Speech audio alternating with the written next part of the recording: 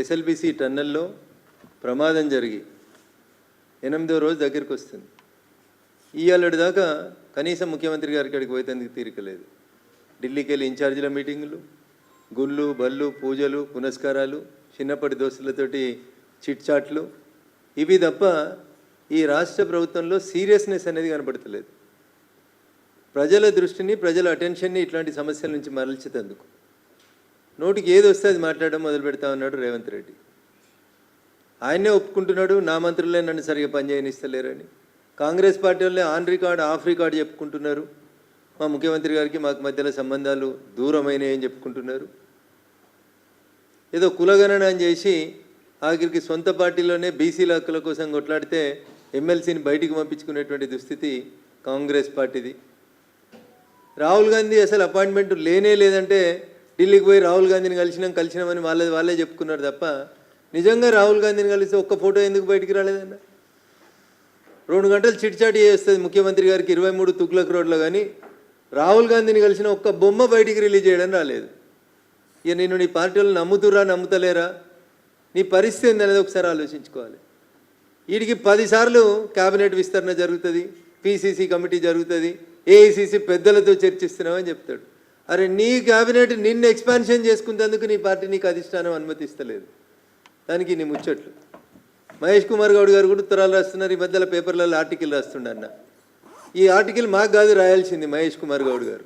మీరు రాయాల్సిన ఆర్టికల్ ఎవరికి, ఉత్తరం ఎవరికంటే రాహుల్ గాంధీ గారికి రాసి తెలంగాణలో 55% బీసీలు ఉన్నారని చెప్తున్నాయి మా లెక్కలు, ముఖ్యమంత్రిని బీసీని చేయమని ఉత్తరం రాయి, లేకపోతే 10 మంది మంత్రి పదవులు బీసీలకు ఇవ్వాలి, క్యాబినెట్ ఎక్స్పాన్షన్ చేయమని రాయి. మహేష్ అన్న పేరుకు నీకు పిసిసి అధ్యక్ష పదవి ఇచ్చిండు.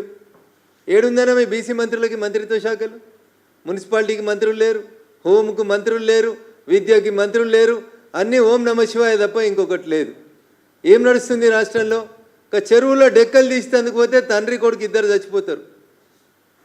అది చూసేందుకు డాక్టరో, ఒక టెస్ట్ చేసేందుకు ఒక ఎంటమాలజిస్టో ఉండాలి. రంగారెడ్డి జిల్లాకు చెందిన ఒకరిని తీసుకొని వచ్చి జిహెచ్ఎంసీలో 5 ఏళ్ల కోలే అదే ఉద్యోగంలో పెట్టిరు. డిప్యుటేషన్ మీద వచ్చినామే 5 ఏళ్ల కోలే 2 డివిజన్ల కోలే పనిచేస్తుంది. ఇగో ఇది ముఖ్యమంత్రి గారికి మున్సిపాలిటీ మీద ఉన్నటువంటి శ్రద్ధ. జిహెచ్ఎంసీలో ఎక్కడ చూసినా దోమల పంచాయతీ తప్పితే ఇంకొకటి లేదు. అందుకని చెప్పి ఆ ఎంటమాలజిస్ట్ మీద చర్యలు తీసుకుంటాడా తీసుకోడా అని చూస్తే కమిషనర్ 4 రోజుల నుంచి చూస్తున్నా, 2-3 కాంట్రాక్ట్ ఎంప్లాయీస్ మీద చర్య తీసుకొని 2 ప్రాణాలు పోతే మున్సిపాలిటీలో సంబంధం లేదు, చర్య లేదు. మున్సిపాలిటీలో పనిచేసేటువంటి కాంట్రాక్ట్ కార్మికులు గుర్రపు డెక్కలు తీసేందుకు చెరువులకు పోతే వాళ్ళ ప్రాణాలకు విలువ లేదు. నా జిల్లా అని బాగా మాట్లాడుకునేటువంటి ముఖ్యమంత్రి సొంత జిల్లాలో ఎస్ఎల్బిసి టన్నెల్లోకి పోయినటువంటి కార్మికులు చచ్చిపోతే 8 రోజుల నుంచి ఆ టన్నెల్ దగ్గరికి పోయేందుకు ఓపిక ముఖ్యమంత్రికి లేదు. ఢిల్లీకి వెళ్ళి ఏఐసిసి ఇన్ఛార్జ్ వస్తాడు, లేకపోతే ఇలా వనపర్తికి స్కూల్కి పోతాడు, గుడికి పోతాడు, అన్నీ చేసుకొని ఆఖరికి సాయంత్రం ఏదో వాళ్ళందరిలో డెడ్ బాడీస్ ఏమో బయటకు వస్తే అని ఒక వార్తలు వస్తుంటే వాటిని చూసి ఒకటేసారి అన్నీ కంప్లీట్ చేసుకొని వచ్చేందుకు ముఖ్యమంత్రి గారు పోతా ఉన్నారు. ఇది ముఖ్యమంత్రి గారి వ్యవహార శైలి. అసలు ముఖ్యమంత్రి గారికి ఏమైనా అడ్మినిస్ట్రేషన్ మీద పట్టుందా, ప్రభుత్వం మీద పట్టుందా? నీ వెనకాల ఏం జరుగుతుందో నీకు ఏమైనా తెలుసా? నీ పక్కనున్న కుర్చీలు గుంజేందుకు ఎట్లా ప్రయత్నాలు చేస్తున్నారు అనేది నువ్వు ఢిల్లీలో బాధపడుతున్నావు తప్ప నీ ప్రభుత్వాన్ని నువ్వు కంట్రోల్ చేసుకునేటువంటి శక్తి నీకు లేదనేది చాలా స్పష్టంగా ఇక ఈ మధ్యలో అర్థమవుతా ఉంది. మహేష్ కుమార్ గౌడ్ గారు మీరు కూడా బీజేపీ మీద మాట్లాడుతున్నారు, మా మీద మాట్లాడు మానేసి.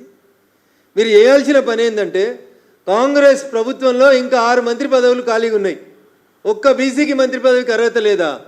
కాంగ్రెస్లో 6 మంత్రి పదవుల్ని ఫిలప్ చేసుకోవడానికి 14 నెలలుగా దాదాపు 30 సార్లు ఢిల్లీకి వేస్తే కూడా అనుమతి వస్తలేదు.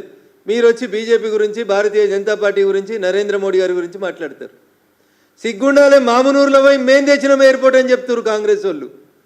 మామునూరు అనే ఎయిర్పోర్ట్ గురించి కాంగ్రెస్కి సంబంధం లేదు. మామునూరుకి ఎయిర్పోర్ట్ కావాలని కాంగ్రెస్ అయినాడు ఉత్తరం కూడా ఇవ్వలేదు. గతంలో జ్యోతిరాదిత్య సింధియా గారు మంత్రి ఉన్నప్పటి నుంచి భారత ప్రభుత్వం నరేంద్ర మోడీ గారి నాయకత్వంలో మామునూరు ఎయిర్పోర్ట్ కోసం ప్రయత్నం చేసింది. ఇన్ని మేము చేస్తూ ఉంటే ఏదో మీరు చేయలేదు, కిషన్ రెడ్డి గారు చేయలేదు. కిషన్ రెడ్డి గారు కేంద్ర కేబినెట్లో మంత్రి ఉండి చేస్తేనే కదా ఈ రాష్ట్రానికి 4 పైసలు వచ్చినాయి, 4 ప్రాజెక్టులు వచ్చినాయి అనేది రేవంత్ రెడ్డి గారికి తెలియదా? విషయం అంతా కూడా ఆయన చేస్తున్న మున్సిపల్ మంత్రి లేక చెరువులో చచ్చిపోయిన వాళ్ళ గురించి మాట్లాడాడు, మంత్రి ఉండి టన్నల్లో చచ్చిపోతే శవాలను పైకి తీయడం చేతగాక దాని గురించి మాట్లాడాడు. బీసీ కులగణనకు సంబంధించి రిపోర్ట్ వస్తే మాట్లాడిన బీసీ ఎమ్మెల్సీని తీసి బయట పారేస్తాడు. 6 మంత్రి పదవులు ఖాళీగా ఉంటే మంత్రుల్ని నింపుకునే చేత కాదు. ఆఖరికి బతిలాడి చేర్చుకున్నటువంటి టీఆర్ఎస్ ఎమ్మెల్యేలు మొన్న ఒక ఆయన కంప్లైంట్ ఇచ్చిండు, నాకు నవ్వాలను ఏడవాలని అర్థం కాలేదు. గద్వాల ఎమ్మెల్యే పోయి కాంగ్రెస్ వాళ్ళు నా బొమ్మనాల ఫ్లెక్సీల మీద పెడుతుర్రని కంప్లైంట్ ఇచ్చారు. గద్వాల ఎమ్మెల్యే పోయి ముఖ్యమంత్రితోటి కండువా కప్పించుకున్న గద్వాల ఎమ్మెల్యే పోయి పోలీస్ స్టేషన్లో కంప్లైంట్ ఇచ్చి కాంగ్రెస్ పార్టీ వాళ్ళు నా బొమ్మను తీసుకుపోయి ఫ్లెక్సీలో పెడుతుర్రని పోలీస్ స్టేషన్లో ఎఫ్ఐఆర్ నమోదు చేయించారు. అంటే ఏమర్థమవుతుంది రేవంత్ రెడ్డి? రేపో మాపో టీఆర్ఎస్కి వచ్చినటువంటి 10 మంది ఎమ్మెల్యేలు తిరిగి టీఆర్ఎస్కి పోయేటువంటి ప్రయత్నాలు జరుగుతున్నాయి. నీ ప్రభుత్వాన్ని కూల్చేందుకు కుట్ర జరుగుతుంటే అటెన్షన్ డైవర్షన్ కోసం కిషన్ రెడ్డి గారిని తిడుతున్నావు తప్ప కిషన్ రెడ్డి గారికి నీకు పోలిక ఎక్కడిది? నమ్మిన సిద్ధాంతం కోసం చిన్ననాటి నుంచే భారతీయ జనతా పార్టీలో పుట్టి పెరిగి ఎదిగి ఈ పార్టీ కోసం దేశం కోసం పనిచేస్తున్న నాయకుడు కిషన్ రెడ్డి గారు. నీలాగా పదవుల కోసం అవసరాల కోసం పార్టీలు మారి ఏ పార్టీ నాయకత్వాన్ని అయితే బాగా తిట్టినవో అదే పార్టీలకు పోయి ముఖ్యమంత్రి కాలేదు. కిషన్ రెడ్డి గారు సౌమ్యుడు, మంచోడు, నిరంతరం ప్రజల కోసం పనిచేసేటువంటి నాయకుడు. ఆయన తిడితే ఏమొస్తుంది? ప్రాజెక్టుల మీద చర్చకు రమ్మని నేను 4 సార్లు అడిగిన మీ కాంగ్రెస్ పార్టీని. దేని మీద వస్తారు? మళ్ళీ నిన్న మీ పీసీసీ ప్రెసిడెంట్ కూడా మాట్లాడుతున్నాడు ఐటీఐఆర్ గురించి. జరేందో చెప్పుర్రన్న ఐటీఐఆర్ తీసుకురాని, మన్మోహన్ సింగ్ మంజూరు చేసిన ఐటీఐఆర్ తీసుకురాని. ఏముందో కాగితం మీ దగ్గర? ఏం చేయాలని రాసిర్రో ఐటీఐఆర్లో తీసుకురాని. ఏం చేసినో మీరు వచ్చినాక మేమేం చేసినామో ఒకసారి ఐటీఐఆర్ మీద చర్చకు రాని. ఇవి ఏమి లేవు, ఉత్త గాయి గత్తరు మాటలు తిట్టేసిపోవడం తప్ప. ఇద్దరు డెక్కలు తీసేందుకు పోయి చచ్చిపోతే ఒక ఎంటమాలజిస్ట్ లేదు, ఒక జిహెచ్ఎంసీ కమిషనర్ నుంచి ఒక అధికారికమైనటువంటి స్పందన లేదు. మున్సిపల్ మంత్రి ఎవరంటే ముఖ్యమంత్రి, మున్సిపల్ మంత్రి. ఇట్లాంటి రాష్ట్రంలో రేవంత్ రెడ్డి గారి పాలన నీరో చక్రవర్తి లాగా పోతుంది తప్ప ఇంకొకటి లేదు.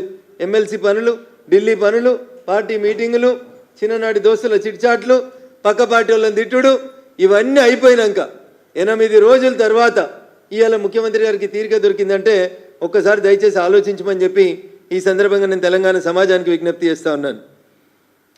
పొద్దున్న లేస్తే ఢిల్లీ పోతారు, పొద్దున్న లేస్తే అధిష్టానం అని చెప్తారు.